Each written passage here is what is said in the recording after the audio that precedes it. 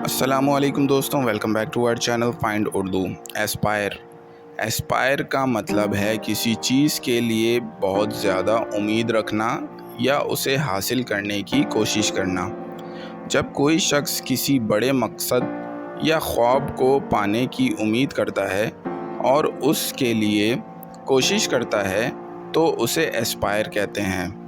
ये अक्सर success, knowledge या कोई पर्सनल गोल हासिल करने के लिए होता है। जैसे वो हमेशा से एक बड़ा डॉक्टर बनने के लिए एस्पायर था। She aspires to become a successful author one day. वो एक दिन कामयाब ऑथर बनने की ख्वाहिश रखती है। एस्पायर का मतलब है किसी बड़े ख्वाब को पाने की उम्मीद और मेहनत से काम करना। तो दोस्तों, ये था एस्पायर लफ्ज़ का मतलब। उम्मीद है अब आपको समझ में आ गया होगा। मिलते हैं नेक्स्ट वीडियो में। शुक्रिया।